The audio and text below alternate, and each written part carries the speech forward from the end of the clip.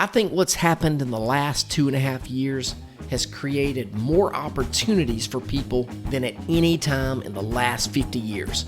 So on today's show, we'll explore some of the planning items to consider if you find yourself between opportunities. You've got to be ready for this next phase so you can maximize and take advantage of this opportunity. It's time for the My Retirement Clarity Podcast with Lee Perkins, financial planner and president of J.L. Perkins Wealth Management. Get ready for a good dose of inspiration, simplicity, implementation, and of course, clarity on how to successfully prepare for retirement and grow and preserve your wealth. Here's Ben George with Lee Perkins.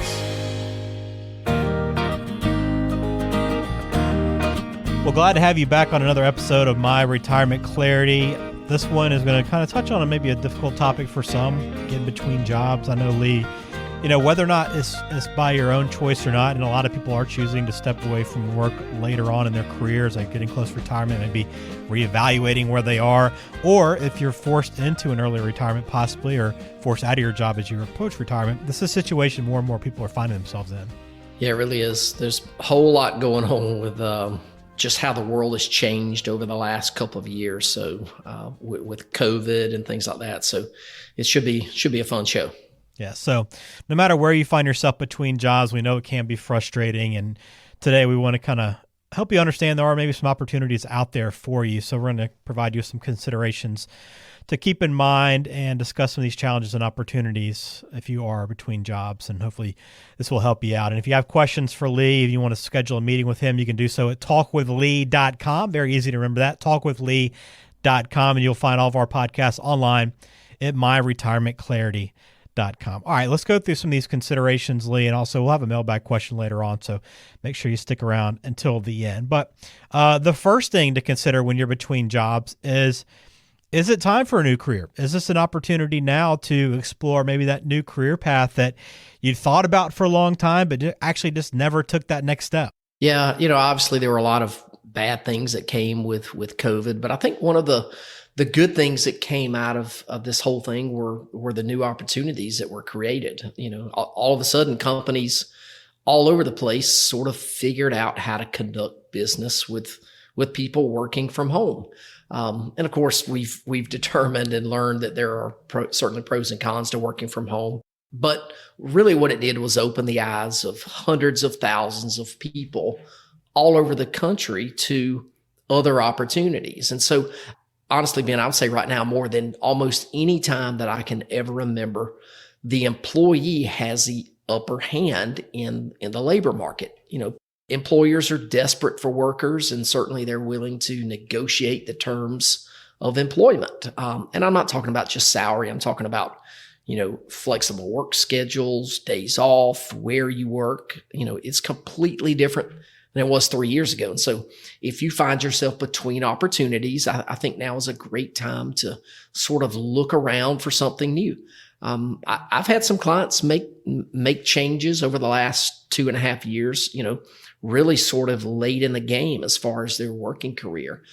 Not all of them did it for money, of course. A lot of them did it for sort of a change of scenery, just wanted to do something different and to get rid of the stress. And so, yeah, if you want to look at doing something different than you've done for the last 20, 30 years, now's a great time to do it. And obviously there are a lot of people doing it right now because you can see all of the job openings that are out there.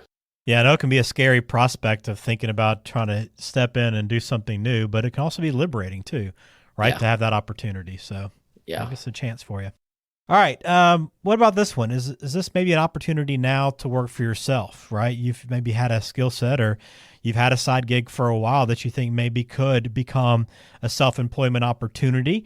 And so again, same like this other one, the first one we talked about, the new career, maybe this is just a chance for you to take that leap that you've thought about for a while, but now all of a sudden your hand is forced and it could end up being a blessing in disguise. Yeah. Obviously I'm an entrepreneur and I've really got a soft spot for people who want to go out and start a business. I've done it a couple of times and it's really something that is a part of who I am. But it's not for everybody, of course. And a lot of people need they need more security, and the risk that comes with starting a business might be a little bit too much for some people to handle. But I think if you've got a good idea, and you've got an idea that's good enough that you can build a business around, and more importantly, that you can turn a profit with, I think now's a great time to do that. And please note that I did say make a profit, because if you don't make a profit, you don't have a business, you've got a hobby. And I've got some clients who have hobbies that may have originally started off as business ideas, and they've learned that, those have some of those have worked out to be more of a hobby. But some people have turned it over into, great businesses. So make sure you've got a business and not a hobby, because of course a hobby can be really expensive. So, if you find yourself unemployed, ask yourself the question, can you use the knowledge that you've learned in whatever field that you were in? Can you build a business around that, doing some kind of consulting work or some other kind of thing, in that field where you can capitalize on that knowledge that you have? We live in the greatest country in the world, and I think it's the most business-friendly country that's ever existed. So if you want to start a business, you can certainly do it. You just got to have a good idea, and you got to have a plan. And I would tell you, Ben, if there are people out there listening to the podcast, because if you're listening to the podcast, you are sort of into podcasts, you could probably search whatever field or idea or whatever that you're thinking about going into. Search for it on a podcast, and there's probably somebody out there doing it in that field. So search it, learn about it, and make it happen. There's never been a better time to do that. Yeah, that's a really good point. No matter what you're interested in, you can find information on it, right? So it's absolutely perfect to chase that dream that you've always had. Yep. All right, well, this next one, Lee, is not really an opportunity necessarily, but it is a very strong consideration that you have to keep in mind if you're in between jobs. And that's, what do you do about health insurance? Because your employer's covered it for so long. What are your options now? COBRA, the marketplace, maybe your spouse. This is a big one. Yeah, and for me, this is really a tough one, Ben, because health insurance is such a real issue for a lot of people. Certainly, COBRA insurance is an option if you leave a company that provided health insurance, but it can be expensive. I did that years and years ago when I left the large national wirehouse firm that I was with that provided health insurance. I did COBRA for about 18 months, and I paid through the nose with it. Of course, if you got a spouse that has access to a health insurance plan where they work, that may wind up being your best idea. But if that's not an option, then, you got to go out and do something on your own. And so, there's certainly people out there who can help put a plan for you, work something out for you that might fit what you need for you and your family, whatever that looks like at this stage in the game. We've got somebody here locally that we usually refer folks to, and they do a really good job with that, with both, health insurance and helping people with Medicare. So, you just want to know that, a private policy could be an option. But if you've done that and you found out that's going to cost way too much, you might want to consider one of these sharing plans that are really popular right now. Plans like MediShare, now not Medicare, MediShare.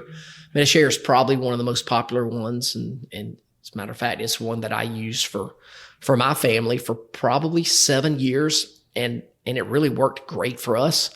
So talk to somebody who's used it before, and probably talk to a lot of people who have done it. That's what we did. It doesn't work for everybody, but it's certainly worth looking into. Again, when we were looking at getting a private policy at the time, this is, again, 7 years or so ago, our premiums were going to jump from like $1,200 a month for me, my wife, 2 kids, up to like $2,000 a month. And I said, I'm not doing it. So we explored MediShare, talked to a bunch of people, and that's what we did. Very good to know. I know this is a very tough one, but again, you can rely on Lee for some help there. If you do find yourself in that spot and need some guidance on health insurance, you can always get in touch with them again. Talkwithlee.com. All right. How about number 4 here? Is it a good time possibly for a 401k rollover? Why is this a good time to be considering this, Lee? Well, obviously, if I always tell people, if you separate for a company, whether that's, by your choice or by their choice, when you leave a company, your money needs to leave that company too. So I'm a big fan of you rolling your 401k over from that company plan to an IRA. You've got more investment choices. You generally got greater access to your money, and you've also got a little more control on how and when you pay taxes. So if you're over 59 and a half, I think you should strongly consider rolling that money over to an IRA. But there could be an exception, and we've talked about this before on the podcast. If you separate from your company, whether you're terminated or you leave voluntarily or retire or whatever it is, and it's the year that you turn 55, but before the age of 59 and a half, you probably shouldn't move all of your money to an IRA. And the reason being is that you can withdraw money from a 401k, or an employer sponsor plan without a 10% penalty from the IRS for an early withdrawal. So remember, if you've got money in an IRA, if you take money out of that IRA before 59 and a half, you could be subject to a 10% penalty. So don't take it all out and put it in an IRA before 59 and a half, because even if you think you may not need the money, leave yourself, a safety net there and leave some money there in that plan. So again, kind of as an example, let's say you're 57, no longer working for a company, and you've got X amount of your 401k.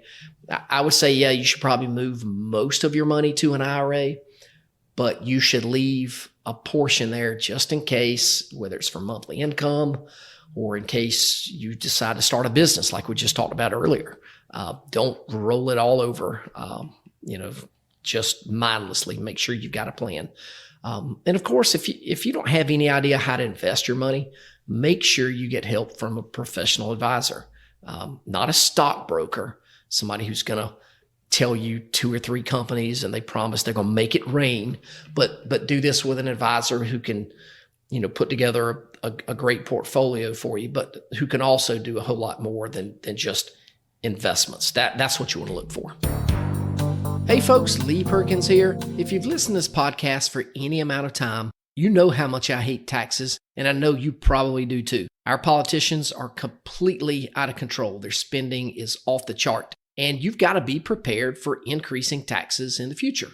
So we've written a book called Diffuse, 7 Steps to Protecting Your 401k or IRA from the Ticking Tax Time Bomb. You're going to want to grab a copy of this book and learn how you can protect yourself. Then you'll have to decide if you want to take action right now, or if you'd rather wait until the IRS changes the rules of the game. Either way, the choice is yours. To get a free copy of the book, just text the word diffuse to 478-475-2050.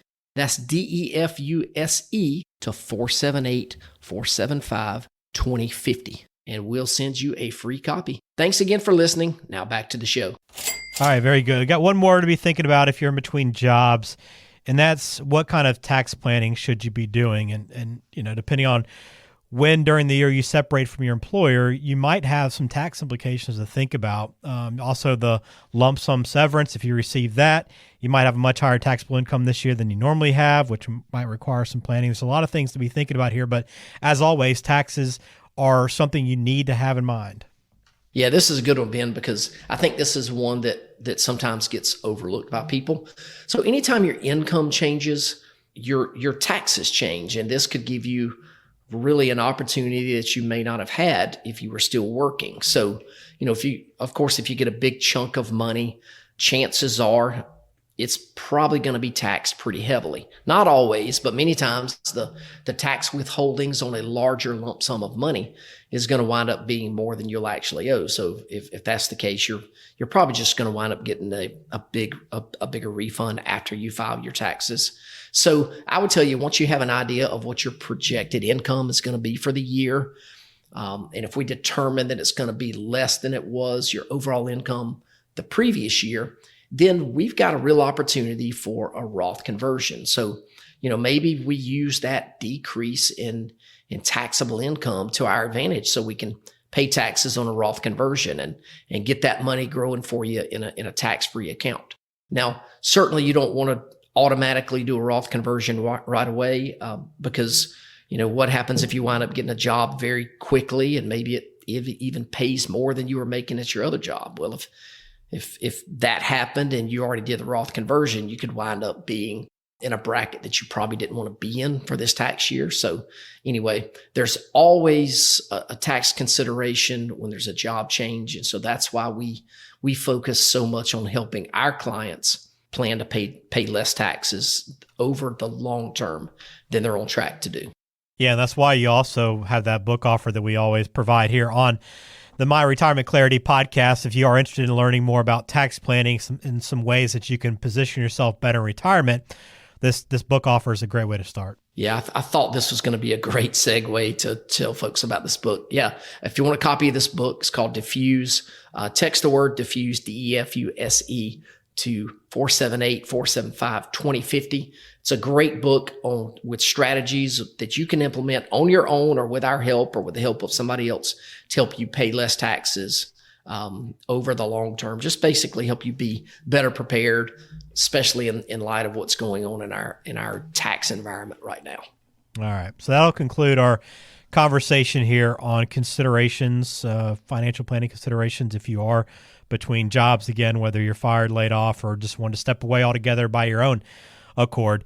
There are some things to be thinking about right now. So again, if you want to sit down, talk with Lee, see if your plan is in place, see what adjustments need to be made or what other considerations you might have, just go to talkwithlee.com. That is the place to book a spot on his calendar.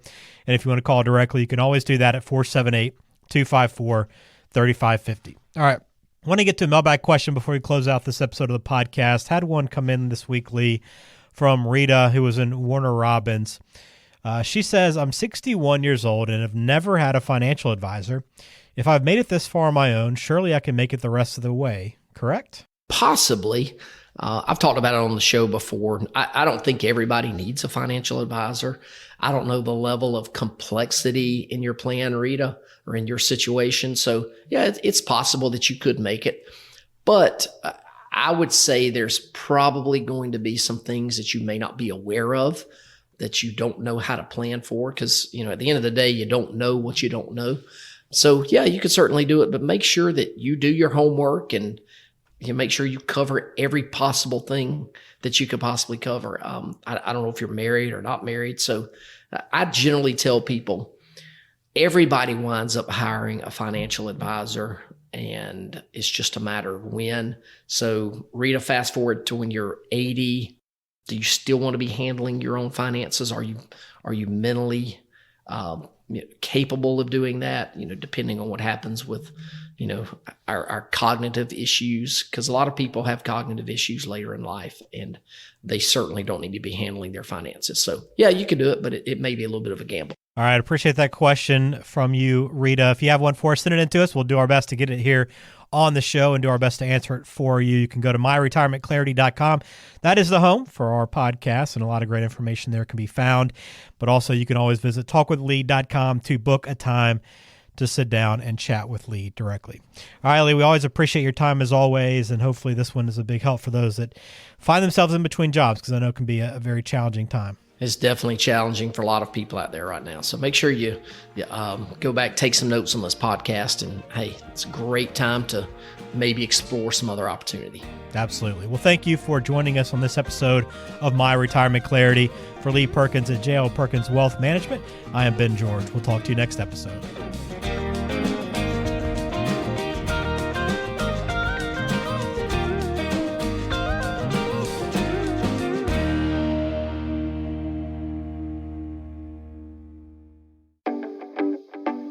Investment advisory services are offered by J.L. Perkins Wealth Management, a registered investment advisor and insurance agency. Information is for illustrative purposes only and does not constitute tax, legal, or investment advice. Always consult with a qualified tax, legal, or investment professional before taking any action.